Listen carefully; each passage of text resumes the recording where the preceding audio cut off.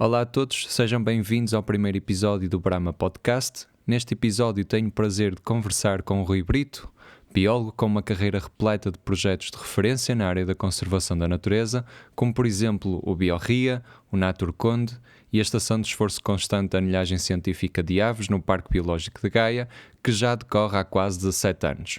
Agora, sem mais demoras, vamos à conversa com o Rui.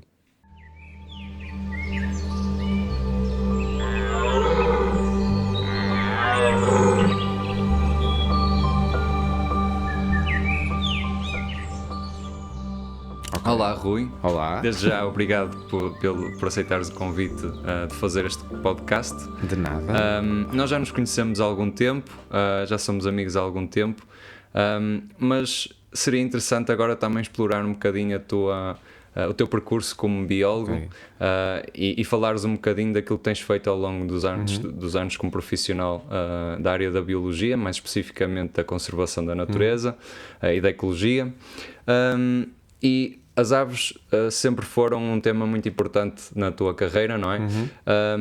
E se calhar podemos começar por explicares um bocadinho como é que surgiu este interesse pela biologia e mais especificamente pelas aves. Ok, é assim, em termos de interesse pela biologia, provavelmente, eu acho que surgiu desde que eu nasci, costumo dizer um bocadinho isso. Eu sempre fui uma criança muito de exterior, de gostar de estar em contacto com a natureza, e sempre fui um privilegiado relativamente a isso, porque quer em termos familiares, quer em termos depois também de amigos, sempre tive contacto muito com a parte com o meio rural, com a parte, mesmo na cidade, acabei por ter contacto muito com a parte de jardins, muito de exterior. E portanto sempre desde que me lembro que sempre gostei muito de animais no geral, de biodiversidade, e depois a questão das aves, eu costumo dizer que surgiu um bocadinho por acréscimo pelo fascínio do voo. Porque efetivamente, se calhar uma das coisas que mais me fascina no mundo das aves é a questão de poderem voar e de ser muito fácil deslocarem-se, ao contrário de nós humanos, não é? Que somos pedestres e que andamos a pé. Elas conseguem rapidamente mudar de sítio e voar, e isso é uma capacidade que acho que não é só a mim, não é? Fascina desde sempre o homem, a capacidade das aves voarem. E, portanto, acho que foi isso um bocadinho que me cativou no caso das aves, e portanto isso foi um bocadinho quase desde que me lembro que tive esse fascínio. Daí à parte da biologia foi quase e nisso devo muito à minha família, porque os meus pais, ao contrário de muitos pais na altura que tentavam influenciar, tens que ir para a medicina ou tens que ir para arquitetura ou para engenharia, no caso dos meus pais sempre me deram uma liberdade grande, e para mim sempre foi realmente uma área de paixão, e eu só me imagino a fazer profissionalmente uma coisa que gosto, e portanto para mim foi quase óbvio a questão da biologia. Sim. E portanto foi um bocado por aí que enverdei. E depois, quando acabei o curso, eu também sou uma pessoa um bocadinho fora do sistema, no sentido em que, quando eu dizia que queria ir para a biologia, a maior parte das pessoas associava, então vais ser professor. Que naquela altura, hoje em dia não é bem assim, mas naquela altura era muito aquilo que era quase um bocado óbvio. Tu ias para a biologia, automaticamente a saída profissional era ser professor. Pronto, e eu não era isso que eu queria de todo, nunca foi. E portanto eu dizia, não, eu quero ir para a biologia para fazer trabalho de campo, para estar em contacto com a natureza, e não para dar aulas. Mas tu sentes que na altura em que tu estudavas biologia, que os teus colegas já, a maior parte deles tentou seguir uma carreira mais ligada à parte do ensino, ou foram para outras áreas, mais se calhar de biologia celular e molecular, mais de laboratório, ou já apareciam algumas pessoas interessadas pelo trabalho de campo e pela biologia? É sim, essencialmente na altura, eu apanhei uma altura de transição entre a parte em que era garantido na minha altura inicial que as pessoas que iam para ensino tinham um emprego como professores, mas apanhei o fim disso e já o início, e tive inclusivamente colegas minhas de curso que acabaram por estar um bocadinho mal exatamente por causa disso, ou seja, elas foram para ensino única e exclusivamente porque eram quase um emprego garantido, e depois acabaram porque apanhei mesmo aquela altura de transição em que começou a haver excesso, porque depois as privadas começaram a ter, etc, Claro. etc, e apanhei aquela altura, então aí apanhei essa parte que muita gente, e depois havia muita gente também que ia para o científico, para o ramo científico, que era mais aquela parte da biologia molecular e da genética, com a parte mais de biologia aplicada, que era o terceiro ramo, não é? Que biologia animal aplicada, que na altura existia na Faculdade de Ciências do Porto, era a minoria, por assim dizer. Pronto, e eu fui mais uma vez fui um dos minoritários, mas era a área que realmente eu gostava. Porque depois a parte científica era muito mais aplicada à parte da botânica e à parte das plantas, que não era a minha área de vocação, era muito mais a parte animal. Então acabei por ir para a parte aplicada e mal acabei o curso. Foi muito engraçado porque um bocadinho... Pronto, eu sempre estive ligado a várias coisas extra, a parte curricular, nomeadamente a Associação de Estudantes, fiz parte dos órgãos todos da faculdade, portanto, praticamente e da Universidade, do Senado, etc.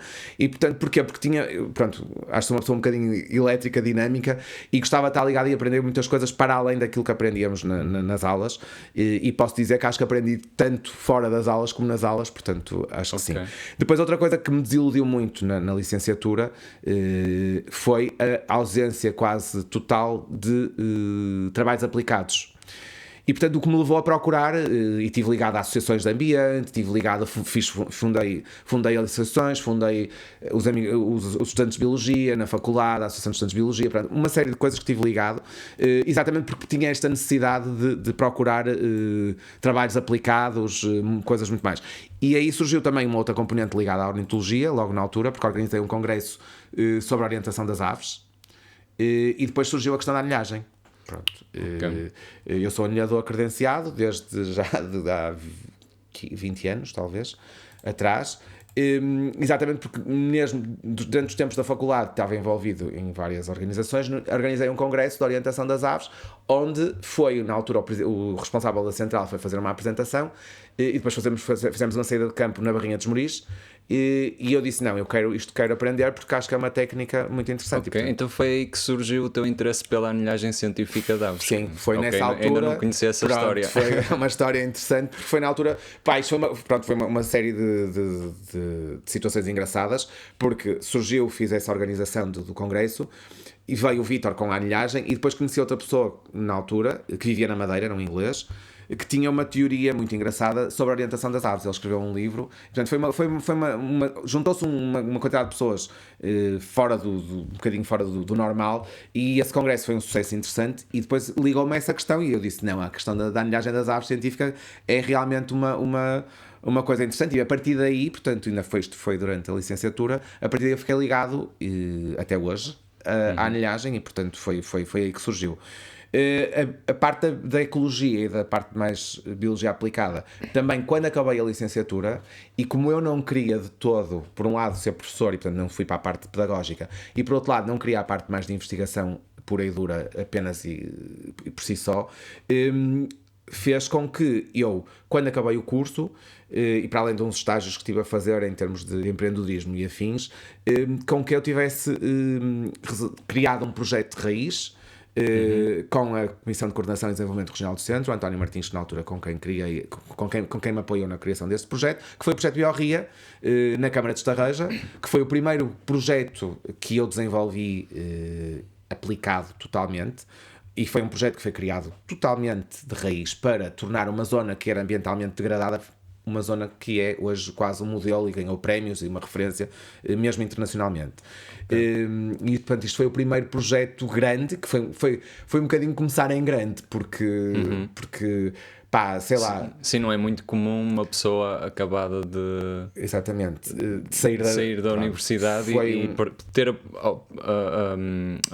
ter o privilégio de trabalhar num projeto dessa envergadura, não é? Sim, foi um privilégio, mas foi ao mesmo tempo um sacrifício, porque, por exemplo, para conseguir isso, estou-me agora assim a lembrar, eu tive quase 2 anos a trabalhar gratuitamente para a Câmara Municipal de Estarreja. Porquê? Porque tivemos à espera que o projeto fosse financiado, porque o projeto teve um financiamento comunitário, portanto tivemos a desenvolver uma série de coisas. Claro, foi um investimento, acaba por ser um investimento. Infelizmente, hoje em dia ainda, já está menos mal, mas ainda naquela altura ainda era pior, os biólogos eram vistos quase como maluquinhos que não têm contas para pagar e portanto podem trabalhar gratuitamente, porque as pessoas da área de ambiente é quase como a cultura também, somos um bocadinho vistos como pessoas um bocadinho alternativas, e às vezes as pessoas esquecem-se um bocadinho que nós temos também contas para pagar, e portanto é a minha profissão, sou biólogo, com todo o orgulho, mas acabou por ter que ser uma luta também para levar a água a bom caminho, a bom porto, E pá, claro que hoje em dia olho para trás e foi excelente, foi uma escola, uma aprendizagem em todos os níveis, não só na parte da biologia, porque foi interessantíssimo, e daí também depois surge a parte da garça vermelha, portanto começou um bocadinho por aí, porque a ideia inicial deste projeto foi, a minha ideia era trabalhar, existe uma colónia importantíssima na Ria de Aveiro, e em particular em Salreu, que pertence à Câmara de Estarreja, e a ideia inicial minha, como... Pronto, era uma pessoa com falta de experiência, muita, não é? A ideia era exclusivamente essa. Era estudar, trabalhar com a garça vermelha e, portanto, trabalhar à volta disto. Ok, então, lá. Já que pegamos nesta parte da biorria, podemos começar por aí, depois passamos para a garça vermelha. Então tu foste um dos responsáveis pela concretização do projeto do biorria. Se calhar a maior parte das pessoas que nos vai ouvir já conhece, mas podes explicar em que é que consiste o projeto e também dar um enquadramento da área em que se insere, o tipo de habitats, até mesmo o tipo de fauna que por lá existe. Pronto, é assim, o projeto Biorria surgiu essencialmente para requalificar e regenerar uma imagem, por um lado, mas também uma atitude, porque apanhei o início daquela mudança. Hoje em dia as pessoas estão muito mais preocupadas com a questão ambiental, felizmente, e isso é um trabalho que se deve a muitos biólogos e é um trabalho feito por muitos de nós, ao longo trabalho e muitas vezes com poucos retornos, infelizmente, e pouco reconhecimento ainda hoje em dia, embora esteja a melhorar. Portanto, surgiu essa necessidade e foi um bocadinho ver aquela oportunidade, porque o potencial daquele local, portanto, estamos a falar especificamente de Salreu, embora seja Estarreja no geral, Biorria hoje em dia, mas na altura em que foi criado foi exclusivamente em Salreu, que pertence à maravilhosa Ria de Aveiro, não é? Que é um sítio, uma zona úmida de importância internacional, portanto uma zona absolutamente fantástica. Em termos de biodiversidade, é claramente das zonas mais importantes a nível do norte e centro do país. Pronto, e isso tudo reunido, eu achei que era uma zona que era importantíssimo apostar. Obviamente, que como eu estava a dizer há bocado, era um bocadinho falta de experiência, eu estava focado mais na parte da ecologia, na parte mais científica, mas rapidamente percebi, e isto obviamente com o apoio da Comissão de Coordenação e Desenvolvimento da Região Centro, que o projeto tinha que ser muito mais do que isso, e portanto juntamos a isso a parte da educação ambiental, das atividades com a população, e o projeto rapidamente cresceu. Tinha uma componente científica, mas tinha outras componentes, nomeadamente da divulgação do património, que foi uma das componentes mais importantes. Nós criamos um CD-ROM na altura que se usava, pedagógico, portanto com as espécies principais, com os habitats que ocorriam na área, portanto que são imensos e riquíssimos. A questão do bocage, por exemplo, que é um habitat exclusivo daquela área, que é um habitat importantíssimo e que importa preservar, e portanto acabamos por ensinar um bocadinho a toda a gente, nomeadamente aos próprios locais, e o que é engraçado é que porque é que isto surgiu? Surgiu porque Estarreja era associado a mau cheiro, por causa da Portocel, que na altura era Portocel, agora é Navigator, por causa do mau cheiro de Cacia, que não era de Cacia. Então todas as pessoas de lá acabavam por os próprios residentes, os próprios locais, não tinham brio nem orgulho na sua terra, porque aquilo era conotado porque obviamente tínhamos o complexo químico de Estarreja, que durante anos fez contaminações algo complexas e más em termos ambientais, mas efetivamente as empresas de lá, e isso tem que ser também reconhecido, foram das pioneiras em melhorar comportamentos e em mudar comportamentos. E portanto, no sentido disto tudo, e surgiu a necessidade enorme deste projeto, e eu acho que o Presidente da Câmara da altura foi um visionário um bocadinho também nisso, ou seja, percebeu que politicamente era um tema que tinha que agarrar, e eu também fui um bocadinho na onda, e que acho que foi uma coisa inteligente. Porquê? Porque não vale a pena ser fundamentalista, nós temos é que procurar melhorar aquilo que conseguimos, e portanto acho que o projeto foi uma excelente oportunidade e que potenciou, fruto obviamente também dos QCAs na altura, os quadros comunitários de apoio, que eram os primeiros, portanto começou a vir esse dinheiro e potenciou a fazer ali um projeto em grande, que depois veio a ser premiado pela Rota da Luz, o Turismo do Centro, etc. Portanto, houve ali montes de envolvências e de muito reconhecimento, quando o que nós fizemos exclusivamente, e eu não me canso de dizer isto, o potencial estava todo lá, nós só o tornamos conhecido, nada mais. Sim, essa é uma das coisas que se calhar quando os jovens alunos da licenciatura de Biologia tem aquela ideia de que os projetos de conservação são apenas dedicados às espécies, aos habitats, mas ao longo do tempo, ao longo que nós vamos aprendendo coisas novas com outros profissionais, ao longo que vamos conhecendo novos projetos, vamos percebendo que esta relação entre a natureza e o homem é muito importante, e um projeto de conservação que não esteja de alguma forma relacionado com a população local, que se não incluirmos a população local nesse projeto, é muito difícil se fazer conservação, porque as pessoas precisam de estar do nosso lado, e se não estiverem do nosso lado, muito dificilmente vamos conseguir ter sucesso. Sem dúvida. Aliás, neste tipo de projetos só funcionam mesmo e só vivem se tiveres as pessoas contigo, senão esquece. E isso é uma experiência, e foi importante porque eu já fiz, depois desse já fiz muitos projetos, e como aprendi neste, desde sempre a minha preocupação é ter os locais têm que estar do teu lado. Portanto, locais, todos os stakeholders, todas as entidades envolvidas, tens que as pôr do teu lado, porque senão, e isto, por exemplo, em Estarreja, estou-me agora a lembrar, incluiu o Clube de Caçadores, uma coisa que as pessoas às vezes ficam um bocado, nem penso.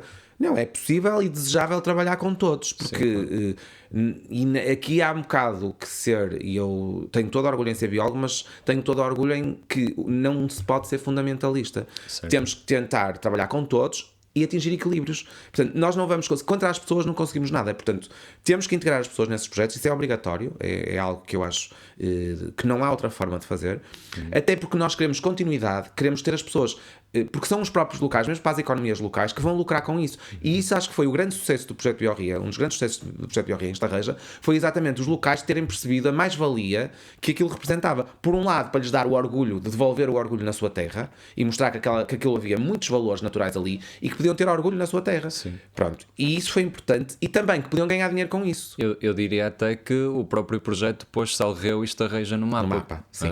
Porque eu pelo menos fiquei a conhecer aquele sítio Sim. a partir do Biorria. Foi Exatamente, a primeira sim. vez que visitei o Biorria. Ou melhor, a primeira vez que fui a Salgueiro foi para visitar o Biorria. É isso, não? E como tu, muitos milhares de pessoas, muitos largos milhares de pessoas, e isso fez parte do próprio desenvolvimento do projeto. O projeto teve vários financiamentos, três fases de financiamento. Depois estendeu-se, portanto, começou inicialmente por Salgueiro, depois Canelas, e estendeu-se às 7 freguesias de Estarreja. Portanto, neste momento abrangeu as freguesias todas, e depois ainda criou o Ciclorria, que envolveu a Ovar e a Mortosa, portanto, estendeu-se a mais outros 2 municípios, porque efetivamente os habitats ali são comuns. A Ria da Aveira é igual em praticamente todo o lado, como é óbvio, portanto ali acabou por unificar-se uma área importantíssima, e é pena, e espero que agora com as associações locais, espero que a componente política consiga fazer uma abordagem integrada da Ria inteira. Pois. E isso é uma coisa que eu luto já desde essa altura, porque não adianta os municípios puxarem cada um para o seu lado, tem que ser uma abordagem em conjunto. Na conservação da natureza não há fronteiras. Não é? Exatamente. Portanto, aquilo que nós criamos que o homem cria administrativamente, os animais e a natureza não o reconhecem, como é óbvio, não é? E portanto, para ter uma intervenção mais impactante e com resultados, o ideal é abordar toda a área. E portanto, isso é uma coisa que eu ainda tenho esperança. Acho que cada vez mais estamos a caminhar nesse sentido. Os municípios já estão juntos na CIM-RIA, nas comunidades intermunicipais, e portanto, no caso da comunidade intermunicipal de Aveiro, cada vez maior é a sensibilidade, porque acho que os políticos já perceberam que tem que ser, mesmo para conseguirem financiamentos realmente relevantes em termos europeus, como por exemplo o LIFE, etc. Estou a falar em termos de projetos de ambiente, têm que ter escala, e para ter escala tem que ser o ecossistema no seu todo, e neste caso, por exemplo, teria que ser a Ria de Aveiro. E portanto, acho que ali temos caminhado. Acho que o projeto Biorria teve o mérito de ser pioneiro e de chamar a atenção, porque depois disso tivemos o Naturria na Mortosa, portanto tivemos uma série de projetos que eu tive o prazer também de criar e dirigir, porque o Biorria, para além da parte da aplicação, foi também criado por nós, por mim e por mais um conjunto de pessoas, e portanto foi muito, muito gratificante.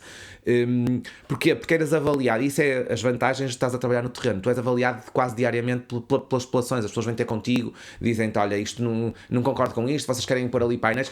Imagina, o primeiro trilho que foi criado, em Salgueiro, andei com uns agricultores de lá a perguntar se aqui este local para implantar o painel ia incomodar ou não.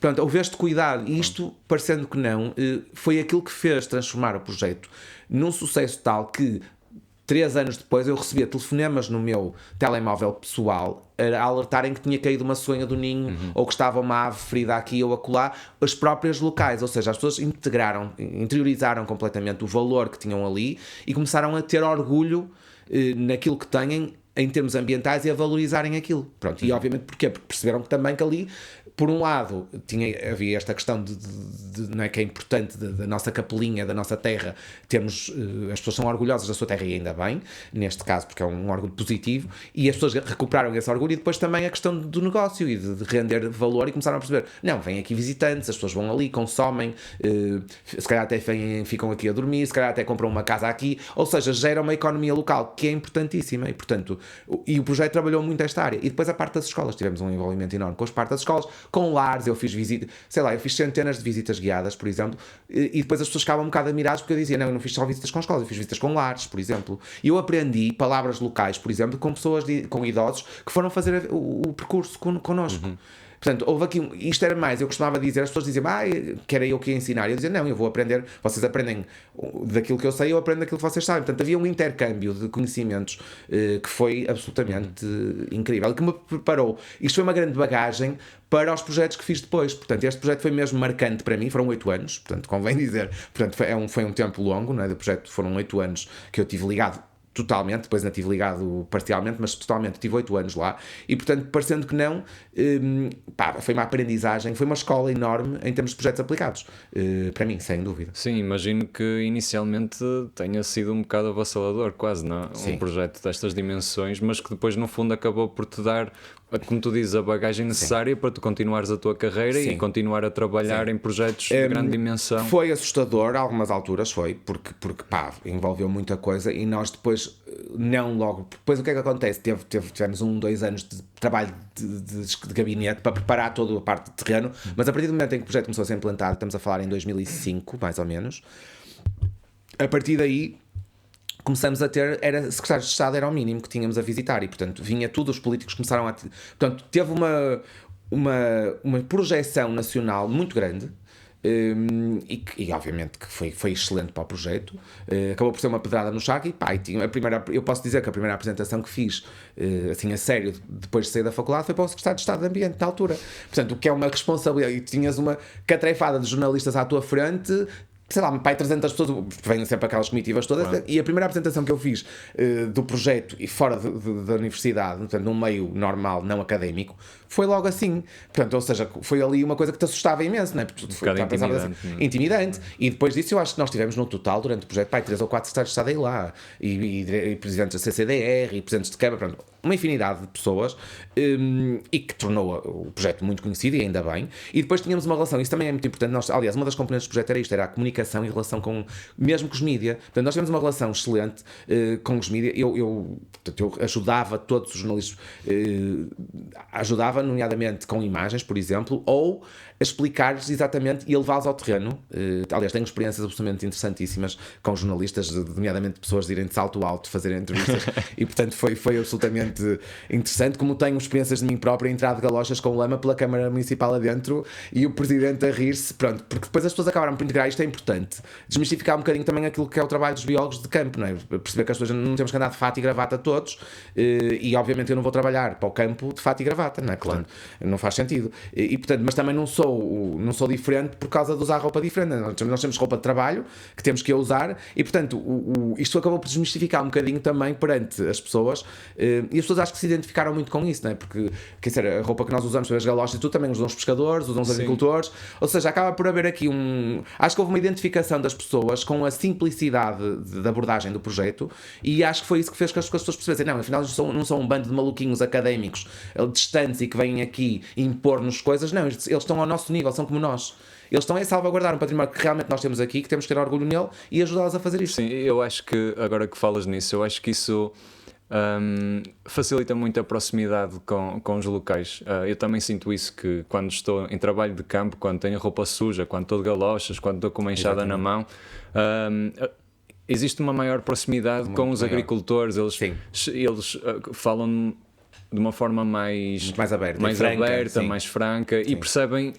Quebra-se a mais barreira, percebes? É, Quebra-se aquela barreira, porque quando as pessoas, cada vez mais isso se esbate, felizmente, mas havia muito aquela mentalidade que também tem a ver com outros tempos e com a educação do antigo regime, que infelizmente as pessoas tiveram e que felizmente acabou, que era um bocado que quem tinha uma formação superior era uma pessoa que estava num pedestal, que era uma pessoa especial, era a questão dos doutores, não é? Que é uma questão. E isso, eu acho que o facto das pessoas perceberem que tu estás ao nível delas, que andas ali, que te sujas na lama, que pegas numa enxada, que estás ali a trabalhar, as pessoas percebem, não, efetivamente Sim. Aqui isto é uma pessoa do campo. E eu tive essa experiência com inúmeras. Aliás, eu costumava me rir um bocadinho muito com isso, porque eu na Câmara de Estarreja, na altura, eu tinha todas as classificações possíveis, desde engenheiro, arquiteto. Eu só não era biólogo. Exato, isso não era doutor, engenheiro, arquiteto, tratavam-me por tudo. Eu às vezes já nem respondia, já nem corrigia, porque achava piada. Aliás, isso é uma questão muito pessoal, eu detesto esses títulos, e portanto eu gosto que me tratem pelo meu nome. Quando as pessoas me perguntavam, eu respondia sempre que o meu nome era Rui. Pronto, mas é difícil mudar hábitos, mas até nisso o projeto foi um bocadinho irreverente e mudou um bocadinho essa forma de estar. Eu acho que isso ajudou muito a que as pessoas partilhassem, ajudassem e achassem que realmente, não, estas pessoas estão aqui a salvaguardar a nossa terra, não são de cá, porque eu sou do Porto e portanto havia sempre esta coisa, mas que acabou também por ser uma vantagem, por não haver ligação em termos de, porque sabes que nas terras pequenas há muito aquela questão, toda a gente conhece a tua família, tudo, pronto, e às vezes isso acaba por ser uma areia na engrenagem. Neste caso não, porquê? Porque eu não era de lá, não sabia nada do meu passado, e também se calhar ajudou um bocadinho a como viam que eu ia com toda a energia e força e era exatamente igual a eles, também me receberam de uma forma se calhar diferente do que receberiam alguém do local. Portanto, acho que também ajudou um bocado. E isso tornou o projeto, pronto, algo especial. Obviamente, como deves perceber, emocionalmente eu continuo muito ligado a esse projeto porque foi o primeiro e portanto acaba por ser quase um filho. Foram 8 anos diretamente ligado e portanto tenho um carinho muito especial por esse projeto, talvez por ter sido o primeiro, e também foi um projeto tão grande, comecei logo assim com um projeto muito, muito grande.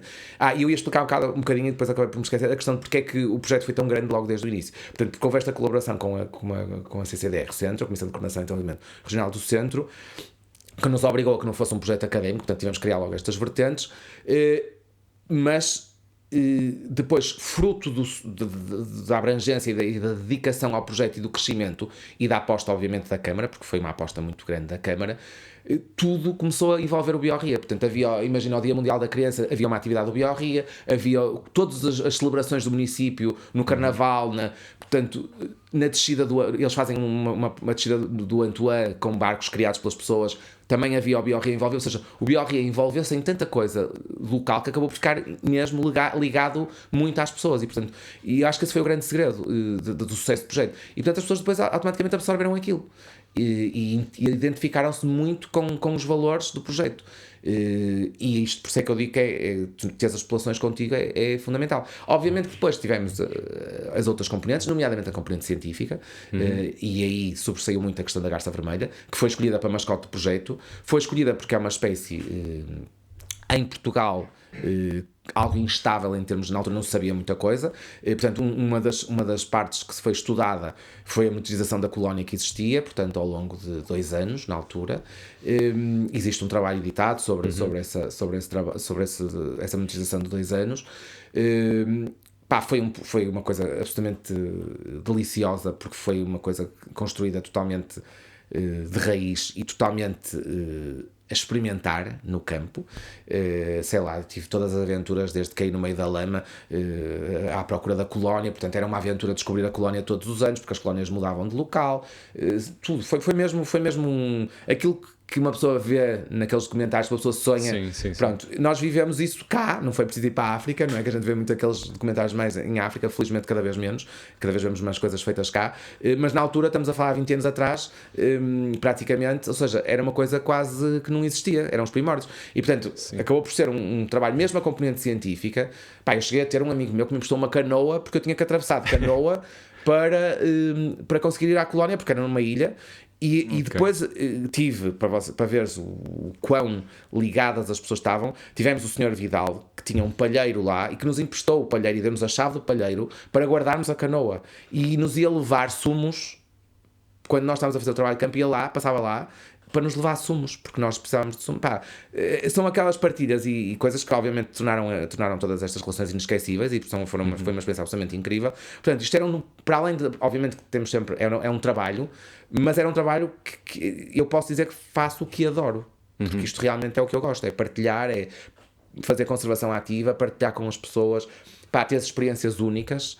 E o projeto Biorria foi muito isto inicialmente, e portanto acabei por ter, obviamente que houve aquele investimento de estar 2 anos a trabalhar sem receber, mas houve o retorno depois do know-how todo que tive, das experiências de ligação a pessoas que tive localmente e que ainda hoje tenho, mesmo já estando mais desligado, porque depois, isto para concluir um bocadinho, o projeto acabou por ficar mais ligado, a Câmara optou por ter uma equipa própria, portanto o projeto depois cresceu tanto e acabou por ser tão abrangente que depois acabou por a Câmara optar por ter recursos próprios, o que faz obviamente algum sentido, e pronto, e eu acabei por me desligar, não totalmente, nunca me vou desligar totalmente do projeto, aliás ainda vou lá muitas vezes visitar a área, até porque é uma área de excelência, não é? E portanto acabou por ser assim essa evolução muito positiva do projeto. A parte científica foi feita esses 2 anos de monitorização, fizemos um ponto de situação de como é que estava a população da garça vermelha em Portugal, que é uma espécie, cá em Portugal, é uma espécie relativamente ameaçada, em termos de reprodução, não é em termos europeus, mas Sim. em termos de Portugal. Em Portugal está em perigo. Em perigo, exatamente. A nível europeu é pouco preocupante. Exatamente, portanto, há uma diferença enorme, às vezes é difícil explicar isto, aliás, depois tive que explicar isto muitas vezes porque a Câmara chegou a uma altura que tinha a ideia de fazer um live com a garça vermelha e eu expliquei que não era possível porque em termos europeus eles não iriam apoiar nunca uma espécie que não está em perigo em termos europeus, mas apenas em termos de Portugal. Seria gastar dinheiro. Seria extremamente interessante para nós, mas é preciso ter esta abordagem, lá está, isto é a experiência de projetos grandes e envolventes que tem que se ter, neste caso mundo em termos ambientais de projetos, para perceber que a União Europeia, a Comissão Europeia, financiam em termos da conservação europeu, ou seja, a espécie tem que estar com um estatuto ameaçado em termos europeus, porque senão não consegues financiamento do LIFE para isto. Podes conseguir outro tipo de financiamentos, mas do LIFE não consegues, e portanto eu tenho que explicar isto a muita gente na altura, porque as pessoas dizem, mas porquê é que não fazem uma... Pronto, porque efetivamente ela em Portugal está em perigo, mas é apenas cá. E portanto, isso também tem a ver com a gestão das zonas úmidas que é feita em Portugal e a destruição, etc., que infelizmente ainda hoje não é já mudou bastante e melhorou, mas havia uma pressão humana enorme nas zonas úmidas e portanto isso fez com que muitas espécies em termos de nidificação perdessem muitas áreas de nidificação, até porque normalmente isto tem muito a ver com a questão da malária e da drenagem das zonas úmidas por causa do mosquito da malária, portanto isto historicamente explica-se por aí e foi muito mau. Porquê? Porque acabou por se destruir e por se aterrar muitas zonas úmidas na costa portuguesa, fruto da questão da malária. Parece um bocadinho aquilo que agora se passa com a questão dos incêndios e das limpezas excessivas da vegetação. Temos agora este problema, eu costumo ligar muito a estas coisas, porque na altura a questão da malária fez com que aterrassem as zonas úmidas, que são zonas importantíssimas, desde a produtividade primária a termos da biodiversidade que ocorre, sem dúvida importantes. Hoje já se percebeu a asneira que se fez, mas hoje está-se a fazer uma nova asneira, que é a limpeza excessiva de terrenos com a questão dos incêndios, que está a dar totalmente cabo da parte subarbustiva, arbustiva e das herbáceas, e que está a destruir completamente insetos que são a base das cadeias alimentares, etc. E isso só abre espaço para as espécies invasoras proliferarem e pronto, e o problema vai-se agravando. Exatamente. A realidade é essa, não é? E essa questão, a questão do Biorria é muito interessante, até porque podemos agora agora abordar um bocadinho mais a questão da garça vermelha, que foi aquela espécie com que tu trabalhaste durante mais tempo e mais a fundo, não é? Se pudesse explicar um bocadinho o tipo de habitat em que ela ocorre, porque é que ela é tão importante, porque é que esta população é tão importante na zona do Biorria, e mesmo a forma, o enquadramento geral do Biorria também acaba por ser importante na conservação desta espécie, porque estamos a falar de uma zona extremamente urbanizada, em que temos ali a região do Biorria, é a única região assim mais, digamos, mais natural, uma região úmida, mais naturalizada, mas que ao mesmo tempo também tem uma componente forte de agricultura, nomeadamente campos de arroz, que agora estão um pouco ao abandono, ainda existem alguns que estão a ser trabalhados, mas muitos deles já foram abandonados. adaptados ou modificados para a produção de milho, certo? Sim, sim. Isso também está a ser um problema para estas espécies que habitam em zonas úmidas. Se pudesse explicar um bocadinho a relação das necessidades de habitat da espécie da garça vermelha com a realidade de hoje. Sim, pronto, aquilo e essa componente foi importante e hoje em dia é uma componente que está algo maltratada, entre aspas, e que é a questão dos caniçais,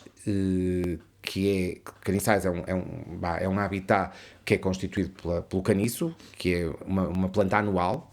E porque é que isto é importante? Porque as garças, muitas outras espécies dependem desta planta para construírem os seus ninhos e para nidificarem. A garça vermelha é um exemplo, mas temos desde passariformes como os roxinóis dos caniços, etc. Temos nomeadamente o roxinol grande dos caniços, que é uma espécie muitíssimo ameaçada neste momento e que tem a ver muito com as alterações das práticas e com os cortes excessivos do caniço, etc. E com os incêndios também, porque há muito sistema de queimarem o caniço, e a destruição das zonas úmidas tem um impacto enormíssimo nestas espécies. Porquê? E a garça vermelha acabou por ser um bocado o emblema que nós usamos para outras espécies, pela questão do ninho. Elas precisam, por um lado, de zonas úmidas, porque elas só constroem um ninho em caniçal e com água por baixo, tem uma determinada altura. Porquê? Por causa da questão da predação. Portanto, elas só constroem ninhos em zonas alagadas. Isto tem a ver, e estou a falar nisto, por causa da gestão que é feita por causa dos arrozais. Ou seja, a gestão que é feita em termos da água e aquela zona de Salreu, os canais todos são artificiais. Portanto, a Ria da Aveira é um ecossistema mantido artificialmente. Portanto, temos canais que foram construídos pelo homem, mas que são importantes para a gestão de toda a dinâmica hídrica da zona, e que é importante, por um lado, para o arroz, mas que também é importante para as espécies. Ou seja, as garças vermelhas selecionam ativamente caniçais que estejam com água por baixo. Pronto. E portanto, isto acaba por ser... E depois elas precisam do caniçal seco do ano anterior. Ou seja, a garça vermelha necessita mesmo de caniçal para se reproduzir. Sim. Ela não utiliza outro tipo de geral, há pontualmente exceções, até no sul do país, mas em geral é uma espécie bastante dependente do caniçal para nidificar. Sim. Okay, ou seja, pode construir... Há colónias conjuntas com outras espécies de garças, em que pode haver 1 ou 2 ninhos em árvores. Okay. Mas normalmente, a esmagadora maioria das colónias que existem em Portugal e em outros locais onde a espécie ocorre são feitas em caniçal, sim. Okay. Zonas úmidas, sim. Pode ser feita, não tem que ser feita em cima do caniçal, às vezes é feita naquelas barreiras separadoras dos campos, outras vezes pode ser feita num arbusto ali ao lado, mas para já o material é sempre caniçal, que elas usam para construir o ninho. Todas as que eu verifiquei é sempre em caniçal. E portanto isso faz com que elas tenham uma dependência enorme e tem que ser caniçal alagado, que é para defender da parte da predação. Portanto são 2 fatores importantíssimos em termos da espécie. Como muitas outras espécies dependem também do caniçal, portanto a garça era a espécie mais visível, mais vistosa e que foi escolhida para emblema, para o logotipo do projeto e também foi criada uma mascote para a parte da educação ambiental, que era o Garci, também baseada na garça vermelha. Ou seja, nós escolhemos isto porque achamos que era a melhor espécie emblemática, porque era uma espécie facilmente observável, muito exclusiva daquela área, porque é uma das colónias mais importantes, na altura era uma das colónias mais importantes de Portugal, e portanto foi um conjunto de coisas que nos fez escolher a espécie. E depois era importante isso porque ao mesmo tempo estávamos a salvaguardar para a garça, estávamos a salvaguardar para todas as aves que são dependentes do caniçal e estávamos a mostrar a importância das zonas úmidas. Portanto foi um conjunto de situações com que fez com que escolhêssemos a garça. E depois sabia-se muito pouco da espécie. É uma espécie muito difícil de trabalhar. Sim. Porque implica... Eu posso confirmar isso. Pronto. Aliás, já fizemos saídas para marcar juvenis e tu viste o sofrimento. Sim, que é. É difícil. Pronto, é muito difícil. Depois, em termos, quando se faz a monitorização e as visitas às colónias, é fisicamente exigente, portanto é um trabalho muito fisicamente exigente. E normalmente na altura do ano em que há crias, exatamente, é muito calor. No calor. E depois temos que nos lembrar que no meio do caniçal, se tiverem 30 graus cá fora, lá estão 40 ou 45. Pronto, ou seja, é adicionalmente, porque aquilo não corre vento, é isolante, acaba e acresce a umidade. E acresce a umidade, portanto aquilo acaba por ser um microclima, mas que é importantíssimo para estas espécies. E portanto estas espécies, nomeadamente a garça vermelha, dependem disto. E portanto elas usam isto, colocam os ovos. Depois é super interessante, os ninhos que elas constroem totalmente em caniço, mais ou menos altos, depois é muito variável, é muito variável. Depois fazem a sua postura, têm comportamentos muito engraçados em termos de alimentação, portanto elas deslocam-se fazem trocas entre os membros do casal no ninho ao longo do dia para se irem alimentar, portanto, isto enquanto estão a chocar, e depois, na altura, quando têm crias, andam os dois, o casal, sempre no vai e vem para alimentarem as crias. O macho, no caso da garça vermelha, também choca. Eles trocam, sim, Ok. sim, também trocam. Ou seja, é interessantíssimo porque realmente é uma espécie que, quando está presente, é muito fácil de encontrar, e portanto ela alimentava-se nos arrozais, as pessoas facilmente a viam, porque nós, quando escolhemos a espécie para símbolo, houve muito essa preocupação, lá está, mais uma vez, de ser uma coisa que facilmente as pessoas vissem, que fosse uma espécie que cativasse, emblemática. É uma espécie de bandeira, não é? Uma espécie de bandeira, sim, sem dúvida. Pode ser usada para proteger todo um ecossistema e é usada como a imagem de marca, e normalmente são aquelas espécies que são mais bonitas e que mais facilmente as pessoas se identificam. É isso. Mas sim, extremamente importante num projeto. Sim. E acabou por ser aquela espécie de bandeira e acabou por ser um sucesso. Nós depois fizemos 1001 coisas, exposições itinerantes que andaram pelas escolas do concelho, sei lá, foram milhares de... Depois o projeto, cada dia surgia uma coisa... Nós ficamos tão integrados em todas as ações do município, no geral. Sei lá, estou-me a lembrar de uma coisa espetacular que foi inovadora, que tivemos no âmbito do projeto, e que também foi uma experiência incrível, que foi uma juíza do Tribunal de Estarreja. Houve um adolescente que foi apanhado com uma arma de chumbos a atirar aos pássaros. E então, a pena... que foi super criativo, como essa juíza estava lá e ouviu falar e conheceu o projeto Biorria, o que fez foi, em vez de mandar aquele jovem fazer um trabalho comunitário qualquer desligado da coisa, não, escolheu um tema, então mandou fazer trabalho comunitário no âmbito do Biorria.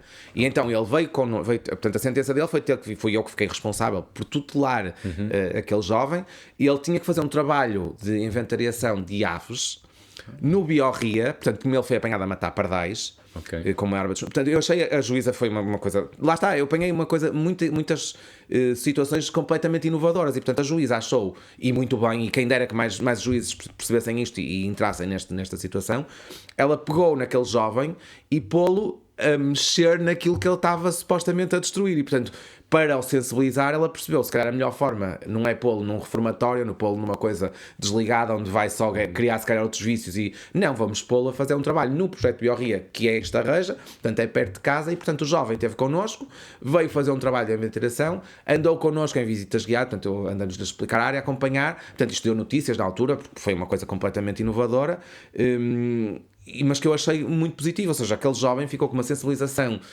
percebeu o que é que tinha feito, e percebeu, porque normalmente isto é muito comum nas aldeias, os meninos são habituados a ver os pais têm armas de chumos, e portanto é quase uma coisa, uma brincadeira, mas que é importante tu mostrares o outro lado e portanto explicar a situação, e perceber o valor natural. É muito mais importante teres ali aquelas aves a alimentar-se, e tu teres pessoas que vêm lá e que as observam e que estão ali, do que estás a matá-las e depois perdes o ecossistema e perdes mesmo aquela parte de poderes ganhar algum dinheiro com isso. Portanto, eu acho sempre muito esta questão, e eu aprendi um bocadinho isto logo no Biorria, mas mantenho isso até hoje, não adianta sermos fundamentalistas e não explicar às pessoas que tem que haver retorno financeiro. Portanto, aquela ideia de que a parte da conservação não pode dar lucro ou não pode gerar valor é completamente errada.